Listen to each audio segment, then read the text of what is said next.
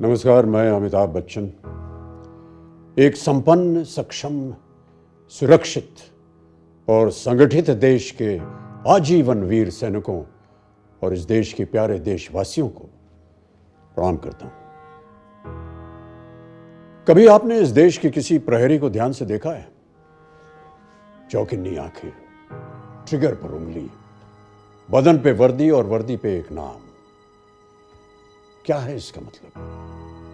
इसका मतलब है चौकिन्नी आंखों से वो इस देश का उज्जवल भविष्य देखता है।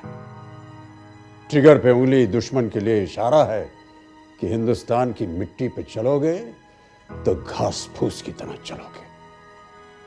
और वर्दी पे उसका जो नाम लिखा होता है वो इसलिए लिखा होता है कि अगर वो कभी तिरंगे में लिपट कर घर आए तो देश वो नाम हमेशा याद रखे कि मां भारती का एक सपूत ऐसा भी था जो हमारी मुस्कान की खातिर मुस्कुराते हुए शहीद हो गया। देश की सुरक्षा के लिए फौज है, बंदूकें हैं, लड़ाकू जहाज हैं, मिसाइलें हैं, लेकिन एक फौजी की सुरक्षा के लिए हमें चाहिए मिसाल। एक ऐसी मिसाल जो मां भारती के सपूत को भरोसा दिला सके कि यदि वो सरहद पर शहीद हो जाता है या विकलांग हो जाता है तो उसके परिवार की देखभाल के लिए पूरा देश खड़ा हुआ है। हम सरहद पर नहीं जा सकते, लेकिन अपनी हद में रहकर एक सैनिक के परिवार वालों की मदद तो कर ही सकते हैं।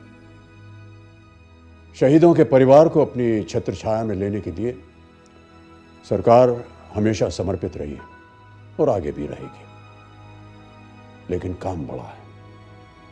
अब शहीदों के लिए सिर्फ गीत गाने से काम नहीं चलेगा, आगे आना होगा। हम सबको आगे आना होगा और एक सच्चे और अच्छे नागरिक का फर्ज निभाना होगा।